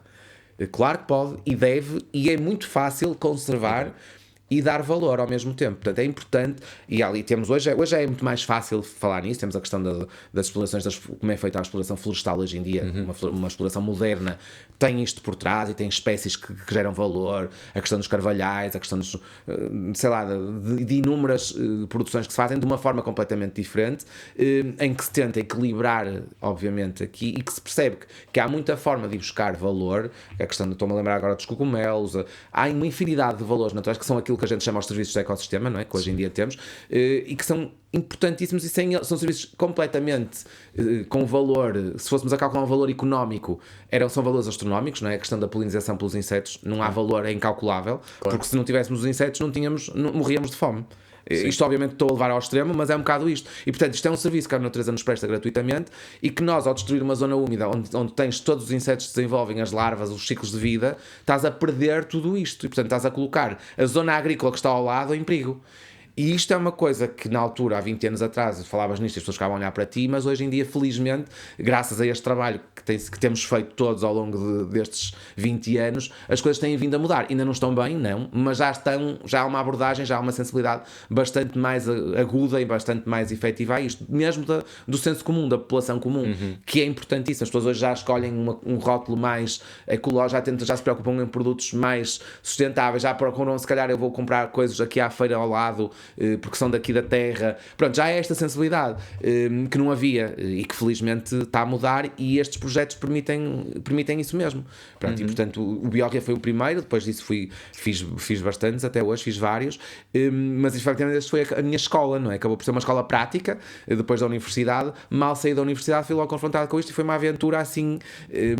Obviamente que isto aconteceu, pronto, muito por eu ser uma pessoa, pronto, dedicada, obstinada às vezes com essas questões, de procurar e de não ter medo de arriscar. Obviamente que tive o suporte dos meus pais me apoiarem integralmente, e isso é determinante para conseguir fazer isso, mas foi um investimento que depois teve os seus retornos, pá, e hoje eu acho que posso olhar um bocadinho para trás e dizer que faço o que gosto. Não sou milionário, mas vivo do meu trabalho e vivo de ser biólogo. E claro, portanto isso é uma coisa que num país como Portugal e na sensibilidade que existia há 20 anos atrás me dá orgulho de dizer, porque efetivamente consegui construir uma carreira exclusivamente nesta área, não sendo professor, não sendo investigador e bolseiro de uma instituição, mas sendo... Já trabalhei como independente, neste momento sou empresário, portanto, ou seja, tenho uma empresa na minha área e trabalho nesta área, e isto acho que é para mim, enche-me de orgulho poder fazer isto, e começou no Biorria e depois muitos seguiram, todos mais ou menos nos mesmos moldes, portanto, havendo sempre esta preocupação de integrar muito as populações para quem estás a trabalhar, sensibilizar muito, comunicar. Não chega, eu costumo dizer muito isto, não chega a fazer bem, tem que se mostrar que se faz bem, e isto as pessoas às vezes ficam um bocado assustadas, mas a questão, não temos que ter medo de ter a comunicação social connosco, porque se nós estamos seguros do que estamos a fazer, se nós trabalhamos, temos que mostrar o que fazemos, nós não temos que ter medo de mostrar os trabalhos, de levar os jornalistas a verem connosco, porque a divulgação hoje em dia é determinante para teres as pessoas do teu lado e hoje em dia é tão fácil com as redes sociais, as pessoas automaticamente criticam, valorizam, ou se tiver a ser feita alguma coisa má, se tu denunciares é muito mais facilmente divulgado, e isto é importantíssimo. A força das pessoas é enorme e portanto faz com que estes projetos sejam referências e que depois as pessoas vão atrás e o Biorria hoje em dia é um bocadinho isso, portanto cresceu de tal ordem que hoje qualquer pessoa, e muitas pessoas visitam aquela área exclusivamente porque ouvem falar do Biorria e querem lá ir ver o Biorria. E portanto isto é importante, e quem diz o Biorria diz na Mortosa o Naturria, diz em Vila do Conde o Naturcon, na Reserva de Mindelo. Portanto houve uma infinidade de projetos, e eu já posso dizer que já fiz um bocadinho de quase de tudo na parte ambiental, que são desafios, acabam por ser desafios, e eu adoro desafios novos. Eu gosto muito, olha, estou-me a lembrar agora, pronto, de um desafio, de um dos mais recentes desafios que tive, e que era uma área que eu nunca tinha trabalhado e que não gosto de trabalhar, que é a questão dos impactos ambientais, dos estudos de impacto ambiental, porque é uma área muito concorrencial na nossa área, é das poucas áreas, entre aspas, que dá dinheiro, em que tens equipas em que os biólogos trabalham nos estudos de impacto ambiental, mas que foi um desafio lançado através de um amigo para uma área que eu nunca, lá está, estudo de impacto, nunca tinha trabalhado, e ainda por cima numa piscicultura, portanto, e que acabou por ser um desafio muito interessante, porque a piscicultura pertence a um grupo espanhol, que é um dos maiores grupos mundiais de produção de linguado em aquacultura, e que, pronto, o meu amigo falou comigo a dizer que eles estavam à procura de uma pessoa para fazer um trabalho lá na área. Porque é que aconteceu? Eles foram multados pela CCDR, pela Comissão de Coordenação. Porquê? Porque fizeram uma obra, eles estão implantados numa zona dunar, portanto numa zona importante na Ria de Aveiro também, portanto num habitat prioritário, e fizeram uma obra sem pedir licença, e portanto quando foram descobertos, bateram à porta, eles ficaram, pronto, em pânico e quiseram, obviamente, resolver a situação. E esse meu amigo lançou um desafio, mas eu, pronto, não conhecia a empresa, não conhecia absolutamente nada, portanto fui completamente às escuras. A primeira coisa que eu fiz, como faço hoje em dia em qualquer situação, em qualquer contacto que tenho, em qualquer projeto, eu nunca dou uma resposta antes de visitar o local. Portanto, para mim é importante, em qualquer projeto que eu participe, seja de que tipo for, eu não consigo trabalhar no gabinete. Portanto, dar propostas de gabinete antes sequer de ver a metro. Como eu costumo dizer, propostas a metro eu não consigo. Eu tenho que ir ver, as minhas propostas são todas personalizadas, portanto o que eu faço é tailor-made, é quase um alfaiate. Claro. E portanto eu tinha que ir ver o terreno. Pronto. E a primeira coisa que eu disse, quando me convidaram, quando me contactaram, disse, não, eu tenho que reunir, tenho que ir ver o sítio. Pronto, e fui. Fui visitar, porquê? Porque obviamente eu tinha que perceber se havia algum tipo de contaminação química, por exemplo, então fiz a visita, fiz uma série de questões, nomeadamente, por exemplo, se havia uso de antibióticos, porque é muito comum nas aquaculturas existir isso, e me disseram, fiquei muito surpreendido quando me disseram que não usavam qualquer tipo de medicamento, e efetivamente não usavam, e portanto não existe contaminação química naquela zona, e isto fez-me depois, pronto, fiz a visita, fiquei convencido que era um desafio interessante e aceitei. Pronto, e foi realmente um desafio muito, muito, muito interessante. Ainda hoje continua a ser, porque continua-se a fazer, é um trabalho mesmo engraçado, porque tem a ver com controle de exóticas também, da vegetação exótica invasora, nas dunas, porque aquilo é uma zona dunar, tem a ver com a questão dos anfíbios, e tu participaste um bocadinho também nessa questão dos anfíbios. Sim.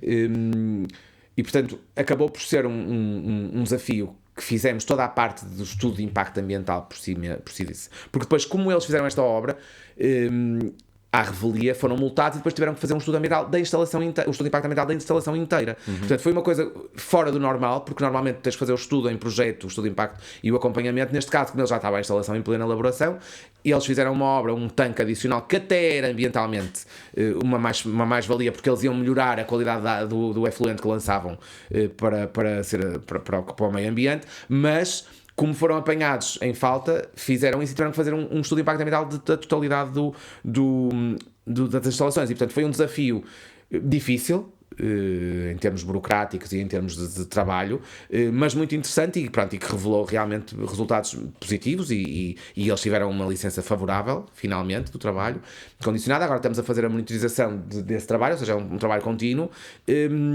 Pronto, e surgiu uma ligação a um grupo espanhol que é o maior grupo da Península Ibérica da aquacultura, é um dos maiores grupos do mundo e portanto isto surgiu, lá está, de um desafio de uma coisa do nada e que ainda bem, pronto, lá está, são aqueles desafios complicados que às vezes é interessante poderes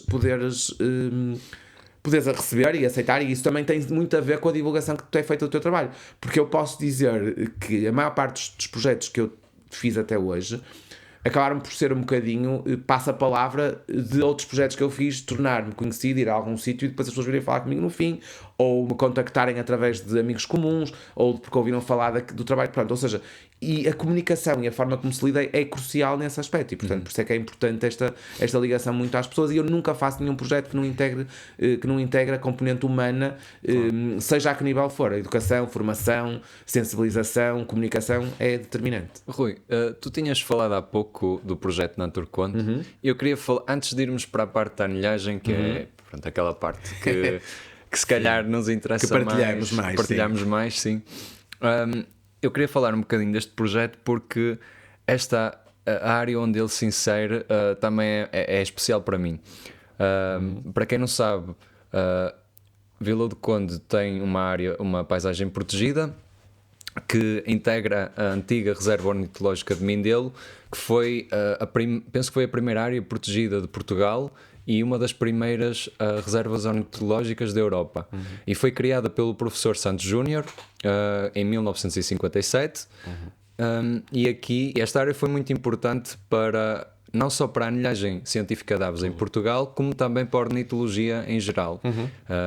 Esta é uma área que se situa junto da costa, é uma zona úmida, existe uma grande diversidade de aves e pronto, sempre foi conhecida por esta componente da avifauna. No entanto, com a urbanização desta área, a reserva foi esquecida e pouco foi feito nas décadas seguintes, desde a década de 80, penso eu, pouco foi feito. E depois surgiu a oportunidade de eu trabalhar durante o meu estágio curricular da licenciatura, de trabalhar com aves na Reserva Ornitológica de Mindelo e fazer um estudo da comunidade da avifauna e pronto.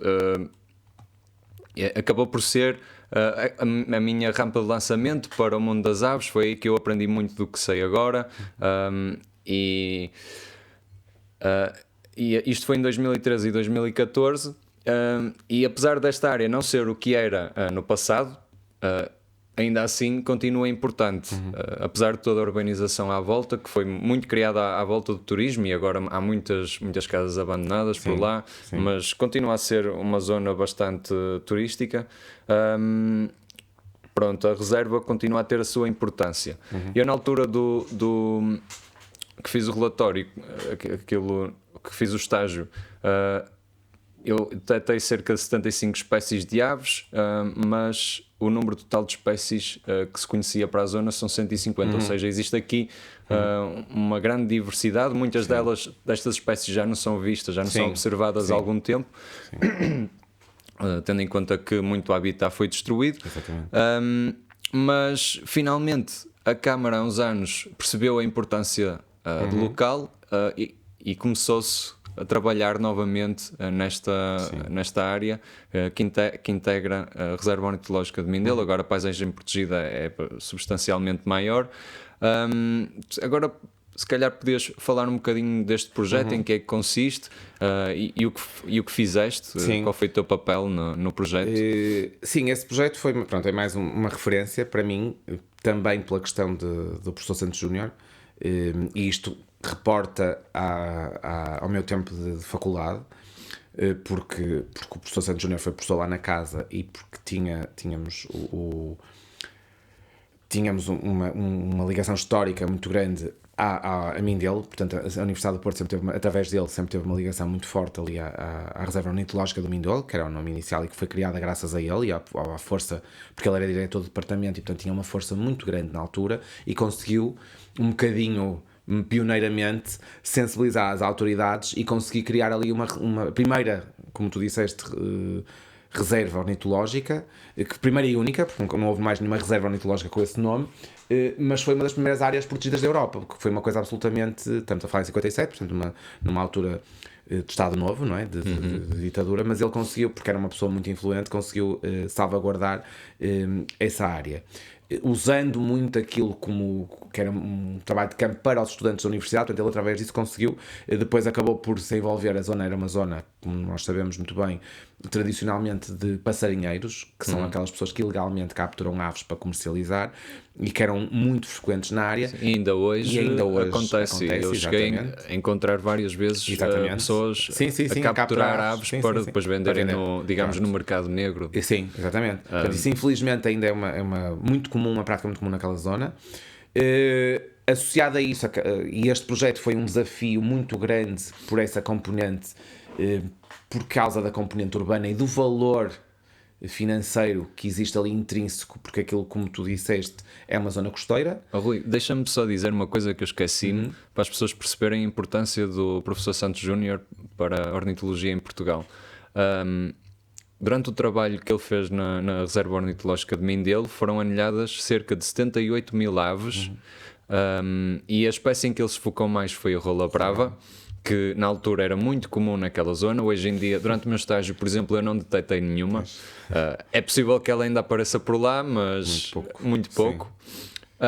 E só de rola brava ele anilhou 19 mil indivíduos. Pois, sim, sendo que hoje em dia a rola brava é uma espécie ameaçadíssima, como nós sabemos, não é? E que finalmente foi proibida a sua caça, ao fim de uma luta muito forte dos ecologistas para protegerem a espécie, porque efetivamente a espécie está quase a desaparecer, mas continuava a ser uma espécie sinergética. Felizmente acabou por se transformar. Aqui temos o problema também dela ser uma espécie migradora e de ser caçada noutras áreas, nomeadamente ali no Norte de África, em que ainda hoje em dia infelizmente não há. Nós agora já a protegemos, mas lá ainda continua a ser, e portanto todos nós sabemos como é fácil, não é? Ir a países que infelizmente têm outras preocupações e fazer aquilo que se fazia em Portugal nos anos 70 e 80, não é? E lá está, mais uma vez prova-se que na conservação da natureza não há fronteiras, que pronto, isto tem que ser um esforço coletivo. E não pode ser... Adicionalmente, em Mindelo há muitos interesses urbanísticos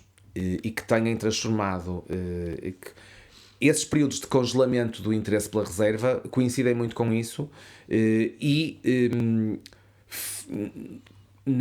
portanto, o trabalho que eu desenvolvi lá surgiu, eu acho que muito, e isso tenho que o dizer, por o facto de no primeiro mandato foi vereadora do Ambiente e depois foi vice-presidente da Câmara, a doutora Lourdes, que era bióloga.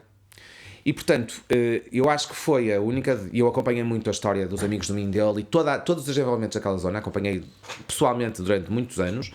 Houve muito envolvimento na altura, passava em Roma, houve aquele movimento todo. Depois voltou a cair um bocado, porque aquilo tem sofrido assim quase picos.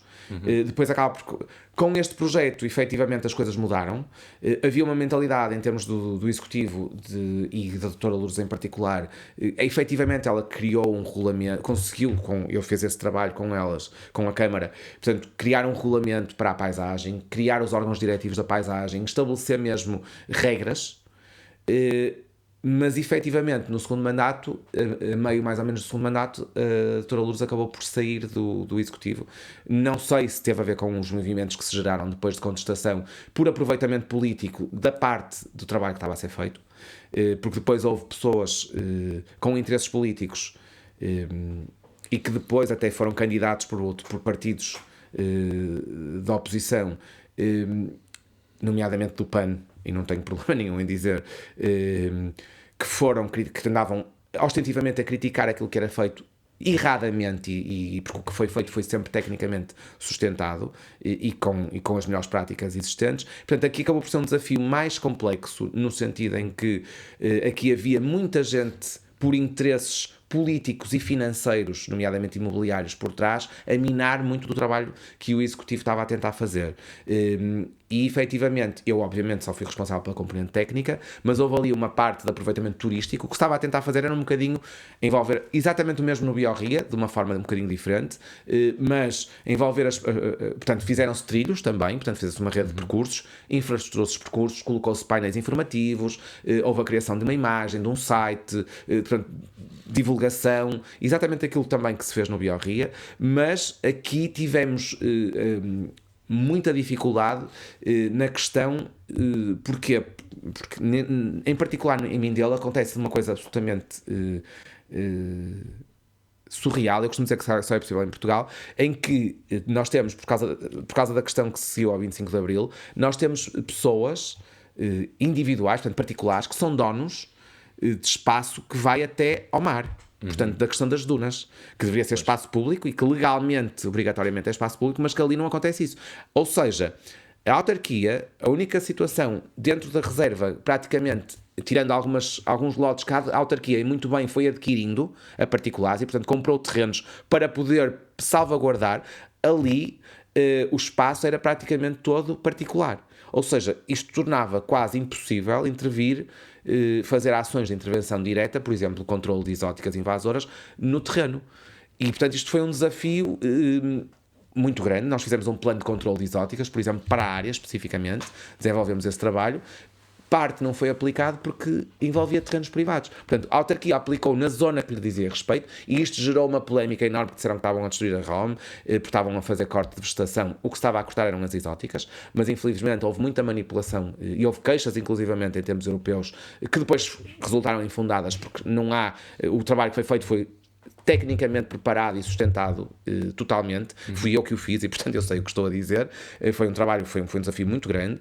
Fez-se um plano de ordenamento para a área todo, de raiz, que não existia. Portanto, aquela paisagem protegida tem um plano de ordenamento e gestão, tem um regulamento de gestão da área, tem os órgãos diretivos instituídos. Neste momento, voltou-se a cair um bocadinho aquilo que eu sinto como utilizador, porque já acabou o projeto, já não estou ligado diretamente, estou pontualmente, mas sinto que está um bocadinho também, uma vez mais, votado um pouco ao abandono, que é uma coisa que me dói. Ou seja, mais uma vez, estas fases cíclicas, os políticos passaram-se as eleições autárquicas, deixaram de aparecer a dar entrevistas e a fazer propaganda negativa para a área, dizer que a Câmara estava a destruir a área, o que é mentira. Não houve até hoje qualquer condenação, porque não há como haver uma condenação, mas houve a condenação pública e isto é grave.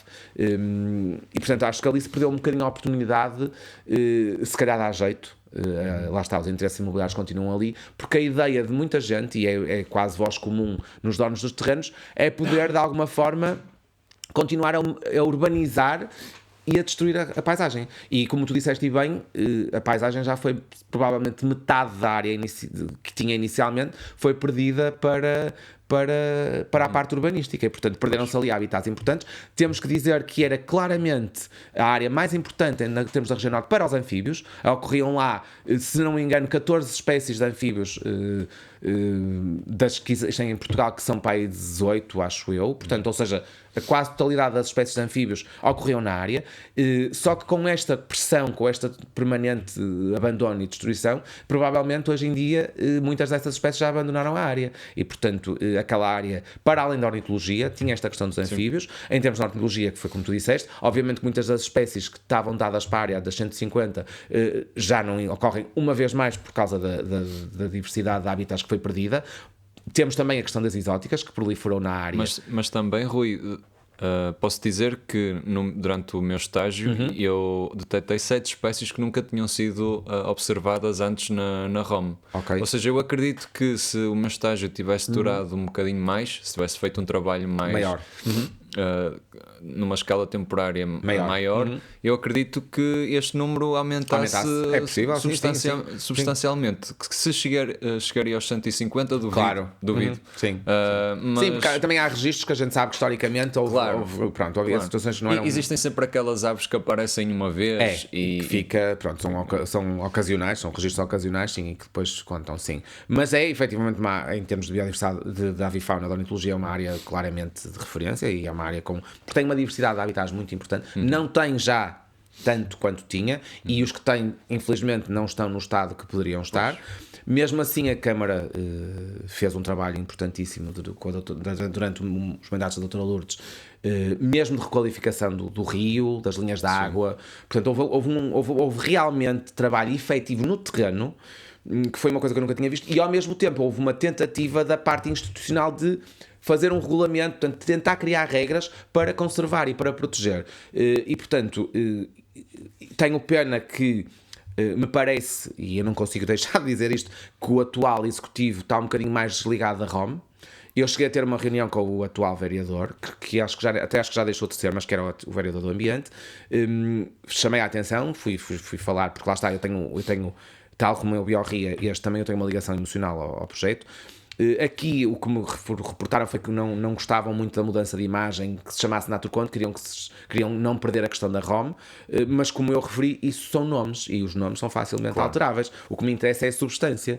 E, portanto, agarrar-se a uma componente de marketing para deixar cair um projeto desta importância, e me parece que atualmente acaba por estar um bocado, porque eu não vejo, eu frequento a área assiduamente, e, portanto, parece-me que ficou um bocadinho ao abandono. Temos uma associação que faz um trabalho local muito valorizado, e ainda bem, que é pé ante pé e que faz um trabalho louvável, mas que é uma associação, mas em termos do município por si, eu acho que o município, este atual executivo, abandonou um bocadinho, e tenho pena disso, porque estava a ser feito um trabalho.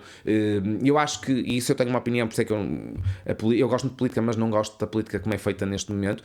Porquê? Porque parece que o executivo tem que mudar, os projetos do anterior não podem continuar. Isto é uma coisa completamente doentia, porque obviamente que tudo que é feito, que está a ser feito, está a ser bem feito, tecnicamente sustentado, tem que continuar. Não interessa quem está no poder, se é independente, se é do partido A, B ou C. Mas isto tem que ser também as populações locais a pedirem e a exigirem isto. E eu acho que, mas como ali temos o adicional dos interesses imobiliários, acho que perdemos um bocadinho esta dinâmica. E pronto, acho que deves ter sentido um bocadinho isso. E se calhar o teu trabalho, se houvesse outro tipo de coisa, podia ter continuado no tempo, e era importantíssimo que continuasse. E temos agora coisas pontuais apenas na reserva, e que me parece que está um bocadinho outra vez voltada ao abandono. Eu não tenho visto dinâmica, porque depois também não chega, e isso é uma experiência que eu tenho, por exemplo, em vários sítios da Ria de Aveiro. O Biorria é felizmente uma exceção pela positiva, mas há muitos projetos que se fazem, que se criam os trilhos, se implementam, mas depois não há atividades nem dinâmica. E uma das coisas que eu já aprendi, é importante tudo isto, mas depois é importante manter dinâmica, envolver as escolas, ter atividades, fazer visitas guiadas. Porquê? Porque se não tens lá os painéis, tens lá as coisas, mas aquilo, se não houver dinâmica, se não for criado dinâmica, se não forem instituídas atividades, acaba por morrer, acaba por não ter pessoas, acaba por ficar esquecido, se não for serem notícias, se não levares lá a comunicação social, se não fizeres eventos que atraiam e que façam divulgar, vão lá meia dúzia de pessoas que são aqueles que gostam realmente daquilo, por exemplo, que vão ver aves ou que vão ver isto, e que já é importante, mas depois não tens o resto. Mas não é suficiente. Não é suficiente para manter. O que eu noto é que, no caso específico da ROM, é que existe sempre algum interesse, não sei bem por quem, mas existe sempre alguém a puxar para trás. Aquilo sempre foi uma área um bocado cinzenta, porque na altura em que eu estava a fazer o estágio, existiam, por exemplo, cães asilvestrados, e nós chegámos a falar várias vezes com a GNR e o problema nunca foi resolvido. Eu, inclusive, fui, não cheguei a ser mesmo atacado, mas fui várias vezes abordado Sim, houve várias pelas matilhas,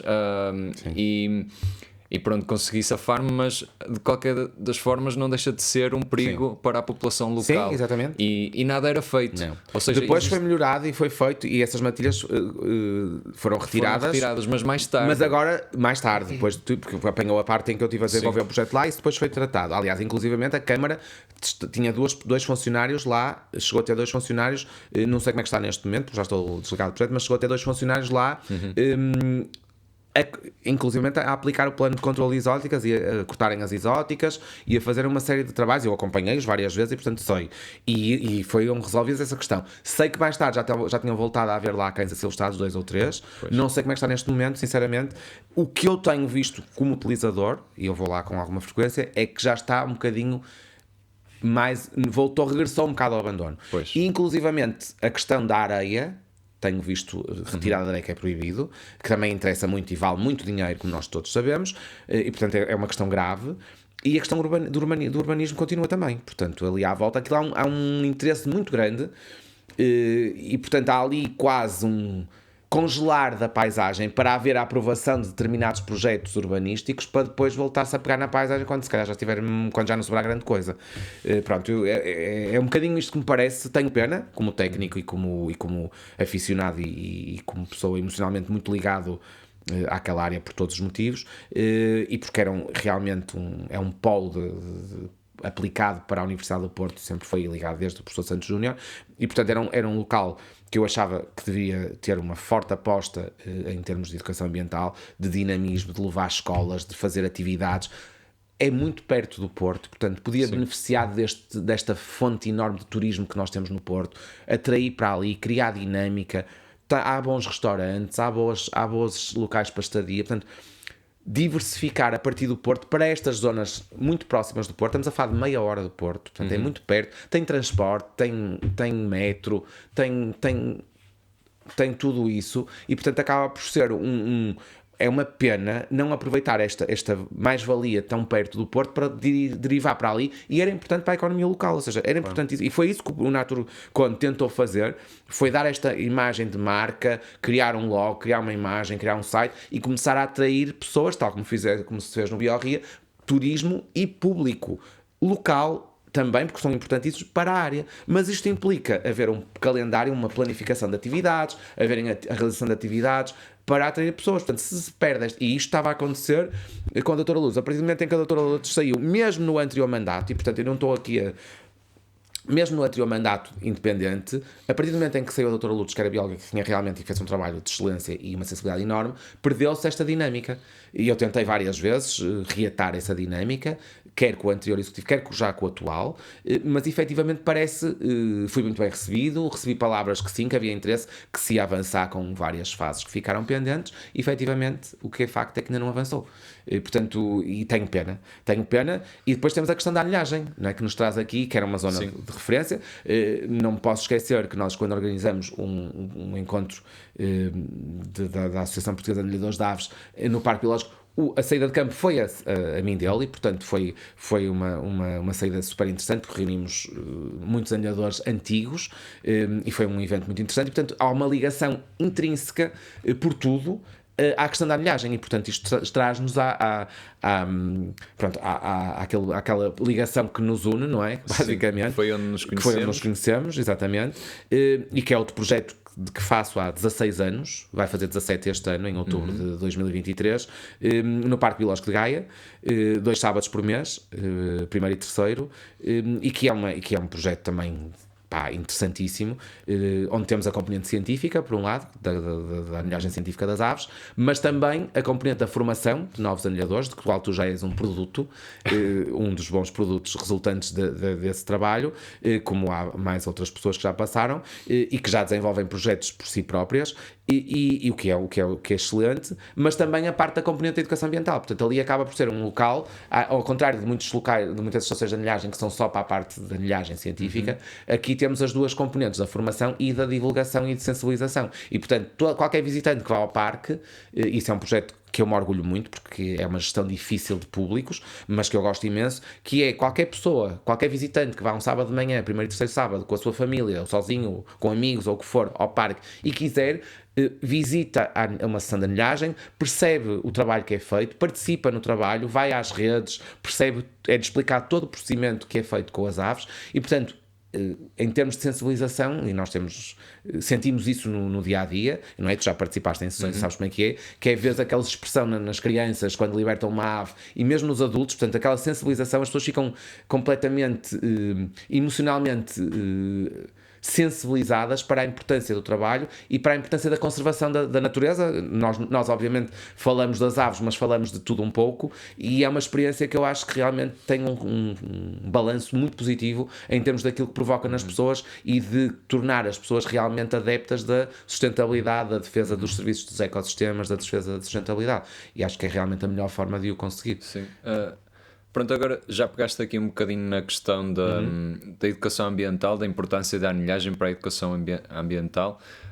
Agora podes falar um bocado da importância da anilhagem, mas mais numa perspectiva científica. Porque é que isto da anilhagem é importante? Porque é que há muita gente, não devo dizer muita gente, mas há algumas pessoas que não são muito adeptas da anilhagem porque acham que nós estamos a perturbar as aves, e que as vantagens não são suficientes para compensar a captura destes animais. Mas pudesse explicar um bocadinho o porquê disto ser muito importante, especialmente para a conservação e para que consigamos conservar estas espécies.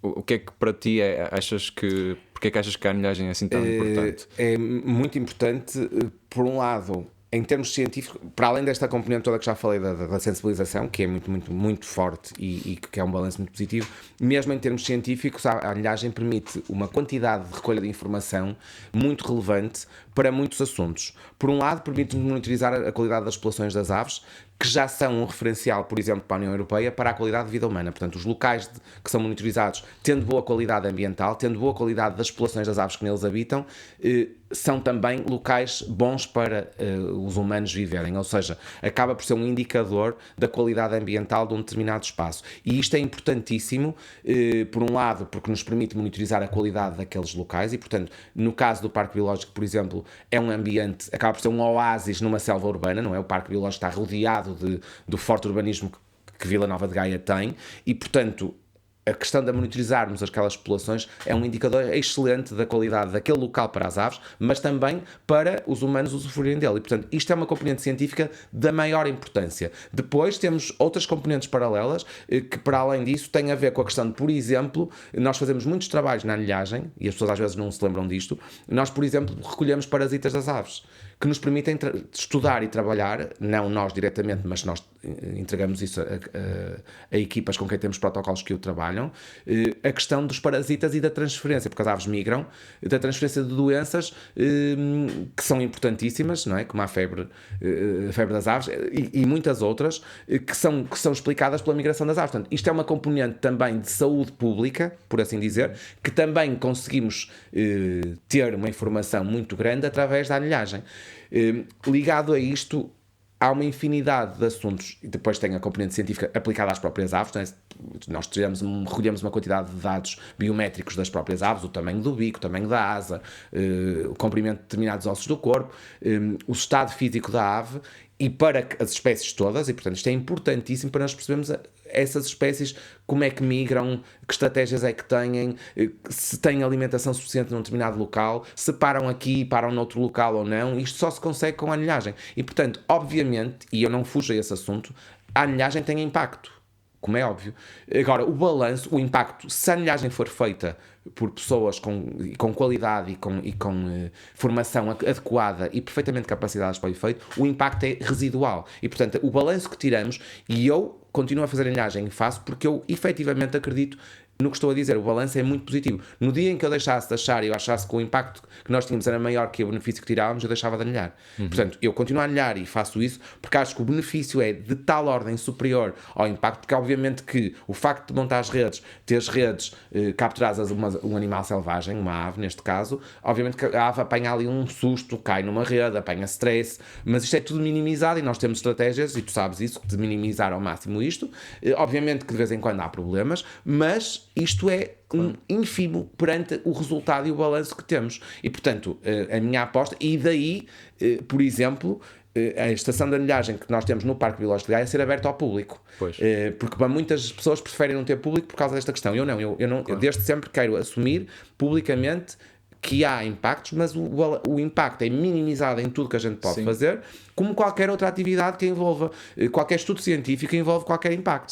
Sem dúvida. Estudos humanos é a mesma coisa. Quer dizer, se nós estivermos a estudar um determinado... Quando nós estamos a experimentar um medicamento, olha a vacina agora, que foi desenvolvida em tempo recorde, houve risco de... As pessoas quando foi testadas em humanos, também havia risco para as pessoas poderem morrer e apanhar doença. Ou seja, isto faz parte. Qualquer ferramenta científica tem risco. E, portanto, o que nós temos é que minimizar esse risco. E obviamente, e depois é muito pessoal, nós temos que avaliar cada um de nós, e isso é muito, cada um de nós tem a sua sensibilidade, perceber se o trabalho, se nós considerarmos, e eu considero claramente que o balanço que temos entre o impacto que causamos e o benefício que tiramos, é claramente esmagadoramente positivo, e portanto para mim não me assusta nada, e que por isso é que eu continuo a anilhar de coração. E isto, todo este treino que um aprendiz de anilhagem científica de aves tem, são muitos anos de treino, são muitas aves anilhadas. Exatamente. Ou seja, as pessoas que trabalham nesta área são pessoas que têm experiência, e as que não têm experiência são acompanhadas de perto de pessoas que já têm muitos anos de experiência. É preciso que as pessoas percebam, isto não é qualquer pessoa chega ali numa semana ou num mês passa a poder manipular aves selvagens.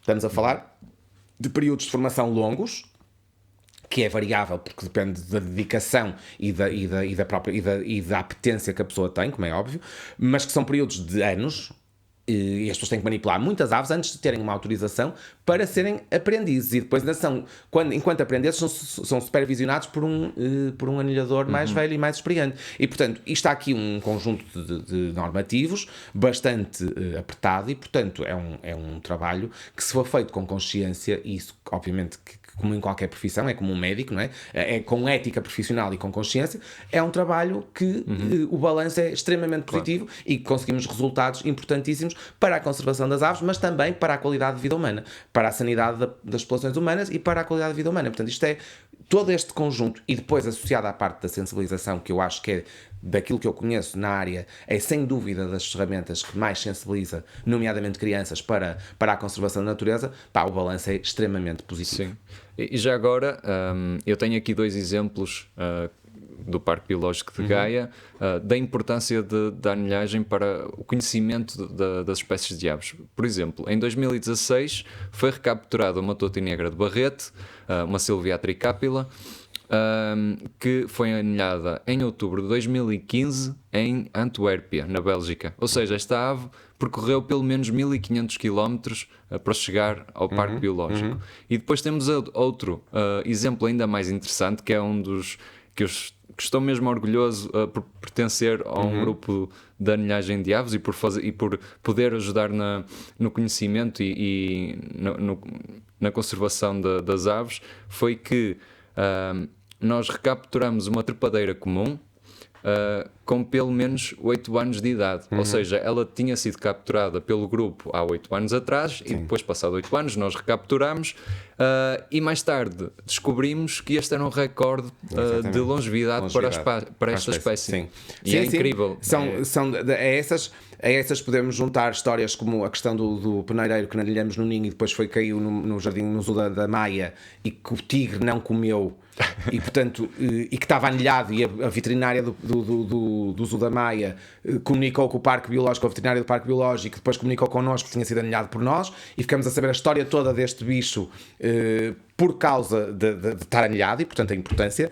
Ou como, por exemplo, recentemente tivemos um resultado de uma gaivota que deu entrada em 2012, portanto há 10 anos atrás, porque foi reportado em 2022, ainda no ano passado. Portanto, ela tinha dado entrada no Centro de Recuperação no Parque Biológico de Gaia com uma luxação numa asa, que depois foi 100% recuperada pelas veterinárias, e depois foi libertada em outubro de 2012, e depois foi observada por um dos nossos formandos na praia de Matosinhos, portanto 10 anos depois, em 2022, super bem de saúde, e portanto a viver a sua vida normalmente, e isto são resultados que nós só conseguimos com a anilhagem. Estou-me a lembrar também de uma garça vermelha, e pensando agora um bocadinho nessa espécie, que foi uma espécie, porque eu fiz a anilhagem das garças no ninho, com anilhas de cor, e houve uma das minhas aves que foi morta a tiro em Marrocos, e que eu recebi a informação, eu penso que são 14 anos, portanto ela já tinha 14 anos, andava a circular de um lado para o outro, e depois lá foi caçada, mas a informação veio, portanto, e isto são informações que nós temos, e tenho uma anilha, por exemplo, de um ganso patola que apanhei em Viana do Castelo, que tinha 22 anos, e depois contactei com o anilhador que tinha sido anilhado nas Ilhas de Jersey, em Inglaterra, no ninho, portanto o senhor ficou louco, porque tinha anilhado a espécie 22 anos antes, ou 24 anos, já não me lembro. Incrível. Que é incrível, e estes são resultados que só sabemos porque existe a anilhagem, e são agora, histórias que a gente conta. Já que falas nisso, se os nossos ouvintes encontrarem uma anilha, ou por exemplo um caçador se abater um touro, normalmente acontece muito com touros que tenham anilhas, quais são os passos que as pessoas devem seguir para informarem? Sim, é muito fácil, podem contactar com alguma entidade ligada à conservação da natureza, nomeadamente por exemplo connosco através do Parque Biológico, mandando a informação. O que têm que retirar é muito simples, têm que retirar o número, aquilo tem um número como o nosso cartão de cidadão, portanto é exatamente igual, tem um número, se for uma anilha portuguesa diz Lisboa, se não for tem o local, pode dizer Bruxelas, Inglaterra, pronto, tem o país de onde é que é, portanto tem que tirar toda a informação que está na anilha, a data e o local onde encontra essa anilha, e depois tem que reportar para nós, ou diretamente para o ICNF, para o Instituto de Conservação da Natureza e das Florestas, para o CEMPA, Centro para o Estudo e Imigração das Aves, portanto tem depois, procurando no site, conseguem encontrar isso, ou então para qualquer instituição, nomeadamente para o Parque Biológico de Gaia, portanto mandando essa informação com a data de captura, o local, e obviamente que há pessoas, depois há duas opções, ou retiram a anilha mesmo e nos enviam a anilha fisicamente, ou retiram apenas o número e guardam a anilha, ou pronto, como preferirem, ou deixam ficar a anilha. Há pessoas que não conseguem, muitas vezes, normalmente quando se faz estas recapturas, está morta, não é? Portanto, e aí, mas a anilha não sai, apenas sai partindo da pata, mas há pessoas que não fazem isso, portanto, mas pode retirando o número da anilha e o local. É suficiente. E todos os dados que estiverem inscritos na anilha é fácil. Depois temos também as anilhas de cor, que é importante chamar a atenção, porque essas são vistas à distância com binóculos, essas não são retiradas. Portanto, as aves aí são controlos, e são controlos feitos com as aves vivas, ou seja, nós marcamos as aves com essas anilhas, ou com bandas alares, ou com bandas nasais, no caso dos patos. E aí é visto com os binóculos à distância. Portanto, aí as pessoas também têm que retirar a informação toda, o número completo, idealmente fotografar, porque aí é mais fácil ampliar no computador e poder ler o número e toda a informação. Portanto, fotografar e reportar a informação para o Parque Biológico, como disse, ou para o CEMPA, para o ICNF. E depois as pessoas recebem também informação isso sobre... é a parte bonita da questão. Toda a gente, quem reporta e depois quem anilhou, recebe o histórico todo da ave, ou seja, quantas vezes já foi observada, ou não, foi anilhada, quando é que foi anilhada, onde é que foi anilhada, por quem foi anilhada, e portanto ambos quer o anilhador, quer quem a observou, recebe a informação toda. E isso é acaba por se construir um bocadinho da história da vida daquela ave, e isso é uma informação super engraçada. Ok, e agora para terminar, qual é o total de aves capturadas e recapturadas no parque? Tens assim uma ideia geral? No total, entre capturas e recapturas, estamos a falar de 7.300 aves, grosso modo. Okay. Sendo que das quais são 4.000 e tal novas recapturas, e depois são 2.000 e muitas recapturadas no parque. Okay. Pronto, portanto estamos a falar de mais de 7.000 aves. E há quanto tempo é que anilhas? Há 17 anos. 16 anos. Esses dados são de 16 anos, sim. Ou seja, é um projeto muito importante porque já tem uma duração muito grande. Muito depois, a mais-valia que nós anelhamos muitas espécies comuns, aquelas ditas espécies comuns, que são espécies, muitas vezes, que como são tão comuns e existem naqueles determinados espaços, nos permitem de uma forma, são indicadores excelentes daqueles espaços e retiramos informação importante. Estou-me a lembrar, por exemplo, da Touti-negra de Barrete, do pisco de peito ruivo, do melro, que são as 3 espécies mais capturadas no Parque Biológico e que são importantíssimas, porque já temos uma tal quantidade de informação que já temos muitas histórias para contar e vamos ter trabalhos agora nos próximos tempos ligados a isso, trabalhos mais académicos, mas que é para explorar um bocado este manancial de informação e permitir-nos tirar conclusões para a conservação dos habitats, a gestão do parque, a gestão dos habitats urbanos e etc, para serem o melhor possível para as aves. Até temos o caso do tordo comum, que há uns tempos atrás era relativamente raro. Durante o inverno. E que nos últimos tempos tem crescido temos imenso. Capturado durante o ano todo. Temos capturado o ano todo, já nidifica no parque, temos comprovadamente isso, e temos números que neste momento já é para aí a 6ª espécie mais capturada. Sim. Quinta ou sexta espécie mais capturada, ou seja, é uma espécie. E temos espécies como, por exemplo, a ferreirinha, que na altura o próprio diretor do parque dizia: isso já não existe cá, e que nós na primeira sessão de anilhagem em outubro de 2016 apanhamos logo uma ferreirinha. Portanto, isto são coisas e que temos vindo a apanhar desde aí. Houve alturas em que apanhamos menos, este ano já estamos a apanhar mais novamente. Ou seja, lá está, permite-nos ir, e daí a importância de monitorizar as aves e perceber exatamente o estado das suas populações, percebemos se estão a melhorar, se estão a piorar. É importante referir isto: os dados são integrados em termos nacionais e depois em termos europeus, e portanto isto permite-nos inserir numa base de dados nacional e portanto permite-nos acompanhar depois as populações em termos nacionais, e depois é inserido numa base de dados europeia que nos permite ver o estado das aves em termos europeus, e daí a ligação ao indicador da qualidade de vida humana, portanto pela União Europeia. Isto é importantíssimo. E esta questão da escala temporal do projeto de longa duração é muito importante, esta monitorização contínua ao longo de muitos anos. É raro ver-se algo deste género no nosso país. E é um esforço, tem sido um esforço muito grande, e agradeço muito ao Parque Biológico também esse apoio, porque houve desde a primeira hora essa boa receptividade, e temos conseguido manter e temos um clima muito interessante e temos uma dinâmica muito interessante, e isto deve-se muito, e isso é uma coisa que eu refiro sempre, muito trabalho de voluntariado, e os parabéns a muitos voluntários que lá passaram, por causa disso mesmo, porque este é um trabalho que depende muito da parte do voluntariado e da parte das pessoas estarem presentes, porque efetivamente só assim é que conseguimos fazer alguma coisa. Não sou eu sozinho que consigo, somos todos, e portanto isto as pessoas obviamente recebem a formação em troca, mas é muito importante o trabalho de voluntariado que é feito, e são 16 anos, sei lá, já passaram, sei lá, se calhar 100 pessoas diferentes por lá, e portanto é um orgulho para mim. Estou ligado desde a primeira hora a esse projeto, e que vai continuar, está a continuar, e isso é um apoio. O parque tem sido inexcedível nesse apoio, que é importante. O parque e a Câmara Municipal de Gaia, porque neste momento o parque faz parte, já foi uma empresa municipal, neste momento nós já acompanhamos estas fases todas, mas o parque neste momento é integrado na Câmara Municipal, e portanto tem havido este apoio enorme, e o renovar de apoio mantido, o que, como tu disseste, é muito raro, e poucos projetos, muito menos com financiamento público, me lembro em termos de anilhagem, de durarem tanto tempo. Há alguns privados, como a Rocha no Algarve, mas são coisas mais privadas, mas em termos públicos é difícil teres um projeto tão longo, e que eu espero que se mantenha por muito mais longos anos, porque realmente os resultados não há preço para este tipo de resultados. Por isso, se quiserem conhecer um bocadinho mais o mundo das aves e aprender como esta questão da anilhagem científica funciona, podem aparecer no Parque Biológico no primeiro e terceiro sábado de cada mês. Nós vamos estar lá de manhã a anilhar aves. Só não estamos se chover. Se chover, não é possível. Mas pronto, se quiserem conhecer um bocadinho mais e até, quem sabe, aprender, nós estamos lá disponíveis para vos receber. E Rui, já estamos a falar há 1h30, por isso exato.